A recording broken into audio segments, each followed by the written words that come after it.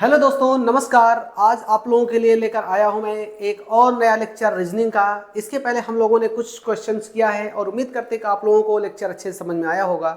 और ये आप लोगों के लिए पता है कि हम जो क्वेश्चन करा रहे हैं आप लोगों के लिए एलपी, रेलवे टेक्नीशियन या एसएससी एग्जाम के लिए जो भी वनडे एग्जाम होते हैं उनमें आपके लिए काफ़ी हेल्पफुल हो सकते हैं। तो दोस्तों आज के लेक्चर में कुछ क्वेश्चन, इंपॉर्टेंट क्वेश्चन है जो आपके लिए काफ़ी हेल्पफुल हो सकते हैं। तो चलिए स्टार्ट करते हैं आज का लेक्चर।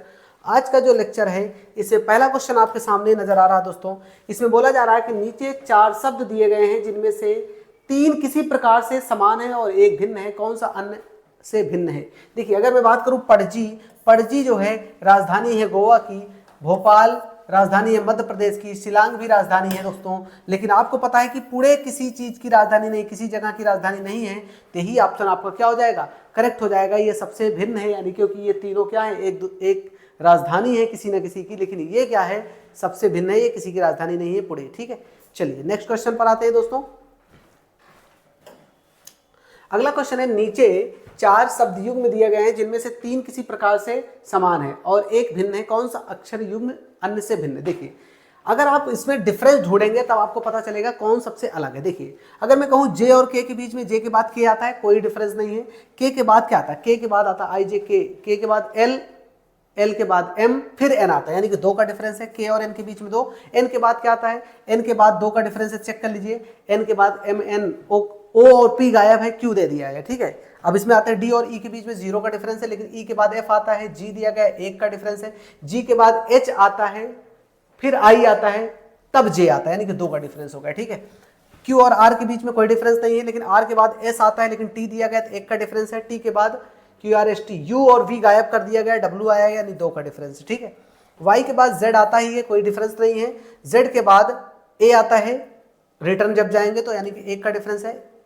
बी दिया गया तो 1 का डिफरेंस है। बी के बाद सी और डी गायब करके फिर ई दिया गया, 2 का डिफरेंस। देखेंगे तो ये तीनों आपके सेम आ रहे हैं, लेकिन ये डिफरेंट आ रहा है, तो यही आपका ऑप्शन क्या हो जाएगा दोस्तों, सही हो जाएगा। ठीक है, चलिए नेक्स्ट क्वेश्चन पे चलते हैं, अगले क्वेश्चन की तरफ। अगला क्वेश्चन है कि ए का कद छोटा है बी से। देखिए क्वेश्चन अच्छा है, कह रहे हैं कि ए का कद छोटा है बी से परंतु सी से लंबा है। यानी ए का कद छोटा है बी से, यानी कि कह रहा है कि बी जो है वो बड़ा है किससे, ए से। बड़ा है किससे, ए से, परंतु सी से लंबा है। तो सी से लंबा मतलब सी से छोटा हो जाएगा। भाई ए से, ए जो है छोटा है बी से लेकिन सी से बड़ा है। फिर आगे कह रहे हैं कि डी का कद ए से, डी का कद छोटा है ए से, डी का कद छोटा है ए से, डी का कद, देखिए डी का कद छोटा है ए से। अगर डी का कद छोटा है ए से तो डी इसके बीच में आ जाएगा। डी का कद छोटा है ए से परंतु सी से लंबा है, परंतु सी से लंबा दिख भी रहा है। ई का कद छोटा है बी से, ई का कद छोटा है बी से, यानी ई बीच में आ जाएगा। बी से छोटा है लेकिन ए से लंबा है, तो ए से लंबा भी दिख रहा है। तो कह रहे हैं इसमें कि कौन किसका कद सबसे छोटा है। तो दोस्तों आपको नजर आ रहा होगा कि आपका सी जो है सबसे छोटा है, यानी कि बी वाला ऑप्शन आपका करेक्ट हो गया। स्क्रीनशॉट आप ले सकते हैं। नेक्स्ट क्वेश्चन की तरफ आते हैं। देखिए यहां पर क्वेश्चन दिया गया है, निम्नलिखित अनुक्रम में कितने एक ऐसे हैं जो 6 के अनुयायी हैं किंतु उससे पहले 9 नहीं है।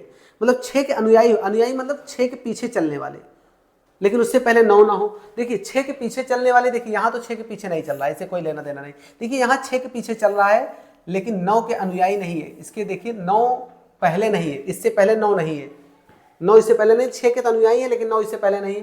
देखिए ये भी 6 का अनुयायी है, ये 6 का अनुयायी है लेकिन इससे पहले देखिए 9 है, ये दिक्कत कर रहा। देखिए 6 का अनुयायी तो है लेकिन 9 इसके पहले, तो ये वाला नहीं होगा ना ये वाला होगा। यहाँ देखिए ये भी 6 का अनुयायी है लेकिन 9 हो गया, गलत हो गया। यहाँ पर भी देखिए ये 6 का अनुयायी, तो ये तो है ही नहीं।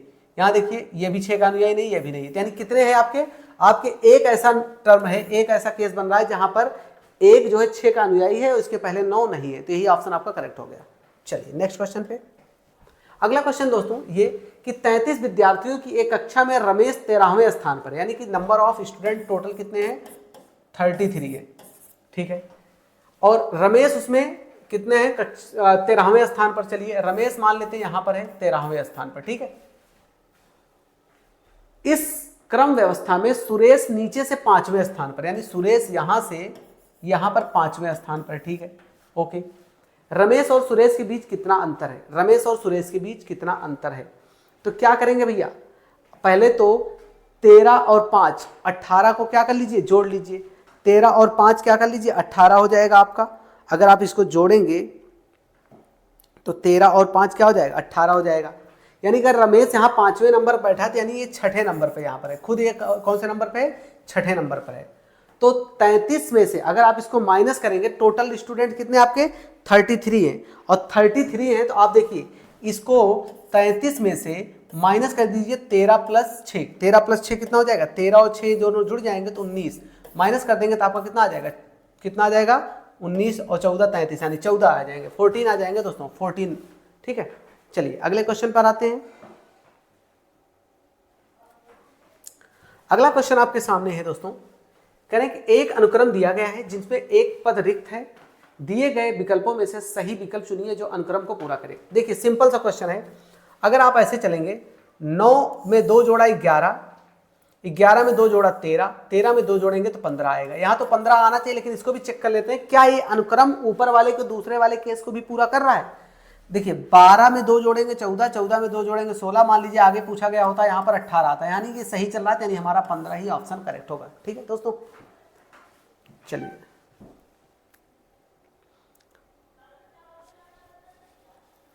आगे चलते हैं नेक्स्ट क्वेश्चन पर।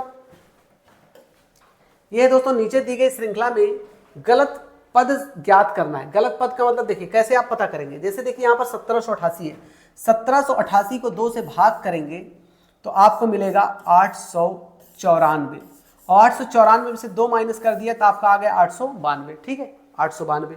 अब 892 का आधा करेंगे तो 446 आएगा दोस्तों, और 446 में से 2 माइनस करेंगे तो 444। ठीक है, ऐसे ही अब 444 का आधा करेंगे तो कितना आएगा, 222 आएगा। 222 में से 2 माइनस करेंगे कितना आ जाएगा, 220। अभी तक तो सही चल रहा है। फिर अब 220 का आधा करेंगे दोस्तों तो कितना आएगा, 110 आएगा, और 110 में से 2 माइनस करेंगे तो 108 आना चाहिए। लेकिन ये दिक्कत खड़ी कर रहा है यहाँ पर 112 दिया गया है, यानी यही गलत पद है, तो यही हमारा आंसर हो जाएगा दोस्तों। ठीक है, चलिए आपका ये लेक्चर आज का कंप्लीट होता है दोस्तों, और अगले लेक्चर में फिर से मुलाकात होगी कुछ क्वेश्चन के साथ। तब तक आप इसको प्रैक्टिस करते रहिए, पढ़ते रहिए। थैंक यू, जय हिंद।